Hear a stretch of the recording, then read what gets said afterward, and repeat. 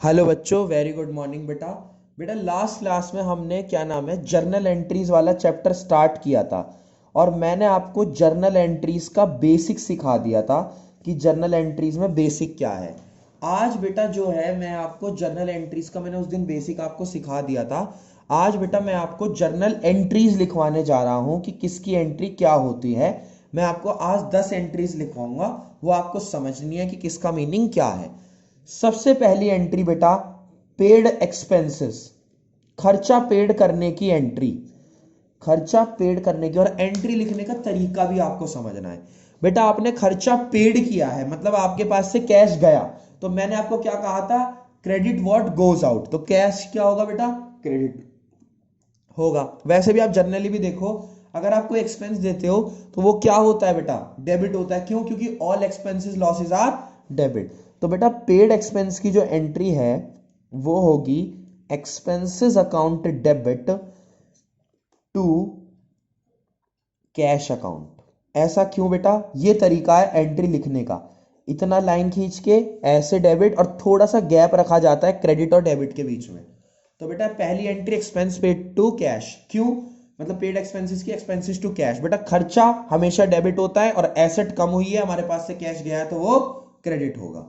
Next बेटा cash withdraw from bank, cash withdraw from bank. जिसकी accounting equation अच्छी होगी ना उसको जर्नल एंट्री में दिक्कत नहीं आएगी, क्योंकि उसकी जर्नल एंट्री भी उसी कॉन्सेप्ट पे बेस्ड है जैसे कि अकाउंटिंग इक्वेशन थी। कैश विड्रॉ फ्रॉम बैंक, यानी बेटा हमने कैश निकाला बैंक से, तो बेटा बैंक का बैलेंस तो कम हो गया क्योंकि बैंक एसेट है, उसने हमें दिया तो उसका बैलेंस तो कम हो गया, लेकिन कैश का बैलेंस बढ़ जाएगा। इसका मतलब क्या है, कैश वाली एसेट तो डेबिट क्योंकि कैश अकाउंट तो बढ़ गया, और अपोजिट में आएगा to bank account, bank account जो है बेटा वो क्रेडिट हो जाएगा। क्यों? क्योंकि वो वाली एसेट हमारी कम हो जाएगी। ठीक है बेटा। नेक्स्ट, किसी भी एंट्री में दिक्कत लगे तो आप मुझे व्हाट्सएप पे तुरंत मैसेज डाल सकते हो। Cash withdraw for personal use, cash withdraw for personal use. आपने कैश निकाला है वो भी पर्सनल यूज के लिए, तो पर्सनल यूज के लिए निकाला है तो बेटा क्या करोगे, ड्रॉइंग अकाउंट डेबिट। आपने ड्रॉइंग क्या करोगे, डेबिट करोगे।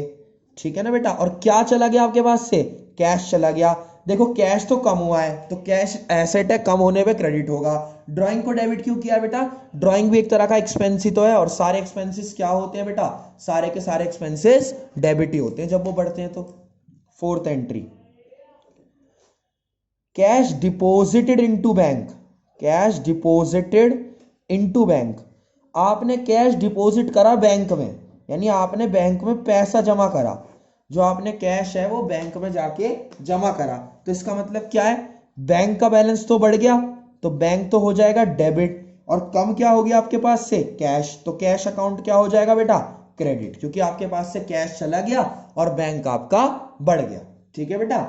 Next fifth, depreciation.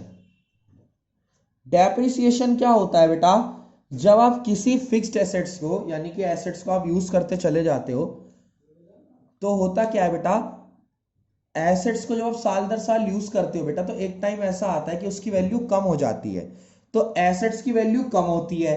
और डेप्रिसिएशन बेटा एक तरह का होता है खर्चा, तो हम क्या करेंगे बेटा, डेप्रिसिएशन को तो डेबिट करेंगे क्योंकि वो एक तरह का खर्चा है। और बेटा क्या नाम है, एसेट्स की वैल्यू कम हुई है और एसेट्स कम होने पे बेटा क्रेडिट होती है। ठीक है, ये बात है। नेक्स्ट सिक्स्थ बेटा, sixth concept, goods given as charity, given as charity. हमने जो गुड्स है बेटा वो चैरिटी में दे दिए, दान में दे दिए। तो आपको एक बात समझनी है, चैरिटी में दिए हो, देखो मैं आपको सिक्स्थ सेवंथ एट तीनों एंट्री एक साथ ही समझा देता हूं। अगर गुड्स गिवन एज चैरिटी हो या फिर एज सैंपल हो या लॉस बाय फायर हो, फायर से आग लगी हो, तो क्या होगा, सुनना मेरी बात बेटा। कुछ भी हो, चाहे आपने चैरिटी में दिया गुड्स, चाहे यानी कि आपने दान करा, चाहे आपने कई बार आप सैंपल देते हो, यानी एडवर्टाइजमेंट के लिए थोड़ा सा पोर्शन किसी भी गुड्स का फ्री में देते हो एज सैंपल, चाहे बेटा आपके गोडाउन में आग लगी हो, कुछ भी हुआ हो, कोई भी मतलब कि नुकसान है या कुछ भी आपका हुआ है, गुड्स गए हैं, मतलब गुड्स आपके पास से चले गए हैं, तो हमेशा याद रखना गुड्स हमेशा जाएंगे परचेज में से। क्यों भाई? आप चैरिटी में दान में वही गुड्स दे सकते हो जो आपने खरीदे हैं, आप सैंपल में वही दे सकते हो जो या तो आपने मैन्युफैक्चर करे या आपने कोई उसका रॉ मटेरियल खरीद के फिर बनाया है और फिर उसे बेच रहे हो, मतलब बेचते, लेकिन आपने सैंपल में दे दिया। मतलब कि जब भी गुड्स आपके पास से जा रहे हैं, चाहे वो आग लगने की वजह से जा रहे हो, चाहे वो दान देने की वजह से जा रहे हो, चाहे वो आपने फ्री सैंपल्स में दिए हो, कुछ भी हुआ हो, चैरिटी हो, सैंपल हो या लॉस बाय फायर हो, कोई भी एक चीज होगी, तो बेटा जब भी होगा ऐसा तो वो तो जो भी एक्सपेंस है वो तो हो जाएगा डेबिट। चैरिटी है तो charity debit, loss by fire है तो loss by fire debit, sample है तो सैंपल डेबिट। टू, आपके पास से जाएगा बेटा परचेज अकाउंट। क्यों जाएगा बेटा आपके पास से परचेज अकाउंट? क्योंकि आप वही गुड्स जो है वो उसमें देते हो बेटा, सैंपल में देते हो, चैरिटी में देते हो, जो आपने कभी ना कभी बेटा खरीदा था। तो इस वजह से ये सारे डेबिट और टू परचेज अकाउंट। और परचेज बेटा बढ़ने पे तो डेबिट होती है लेकिन घटने पे हमेशा क्रेडिट होती है। आगे बढ़ रहे बेटा, नाइन्थ एंट्री। अब नाइन्थ एंट्री में मैं आपको बताता हूं, क्या नाम है, एक एंट्री तो ये हमने पढ़ ली, एक ये पढ़ ली, और इसके बाद जो मेन एंट्री है एक होती है बेटा ओपनिंग एंट्री, एक होती है बेटा ओपनिंग एंट्री। ओपनिंग एंट्री क्या है? सबसे पहली एंट्री। इसमें क्या होगा, आपको बहुत सारी एसेट्स दे रखी होंगी, तो आप क्या करना, एसेट्स को सारी को डेबिट कर देना।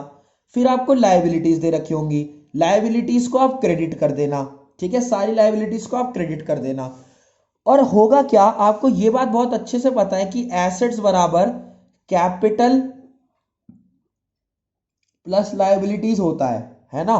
तो बेटा होगा क्या, आप सारी एसेट्स को डेबिट करना, सारी लायबिलिटीज को क्रेडिट करना। होगा क्या, आपका एसेट का टोटल ज्यादा आ रहा होगा, यानी डेबिट साइड आपकी ज्यादा आ रही होगी।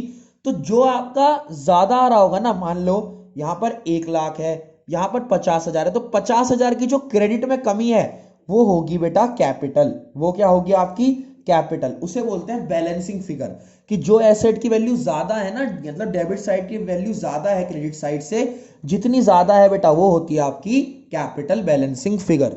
ठीक है बेटा, तो ये है। नेक्स्ट एंट्री है बेटा सेल्स की। तो कॉन्सेप्ट था, इतना तो पोर्शन आपका कॉन्सेप्ट समझाने के लिए था। नेक्स्ट है बेटा सेल्स की एंट्री।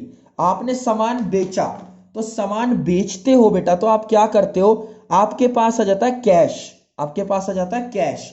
और बेटा सेल भी आपने कैश वाली करी है। आज मैं आपको 10 एंट्री बताऊंगा, 10-15 एंट्री कल सिखाऊंगा। तो कैश डेबिट हुआ, और बेटा सेल आपकी ना इनकम है, तो सेल्स को आप क्या करोगे, क्रेडिट, क्योंकि मैंने आपको बताया था all income and gains are credit. एक बात याद रखो, अगर आपको गोल्डन रूल में और वो rules of debit and credit में डाउट है ना बेटा, यानी कि rules of debit and credit वाला जो चैप्टर है उसमें आपको डाउट है, तो आपको ये चैप्टर जल्दी से समझ नहीं आएगा। प्लस अगर आपको ये नहीं पता होगा कि बढ़ने पे एसेट क्या होती है, लायबिलिटी, मतलब वही डेबिट एंड क्रेडिट वाला चैप्टर, तो आपको दिक्कत आएगी। लेकिन अगर आपको अकाउंटिंग इक्वेशन और rules of debit and credit अच्छे से आता होगा ना बेटा, तो ये चैप्टर आपको बहुत ही जल्दी समझ आ जाएगा। ठीक है बेटा, तो आप इसे कंप्लीट करो, कोई दिक्कत आती तो मुझसे पूछ लेना। Thank you so much.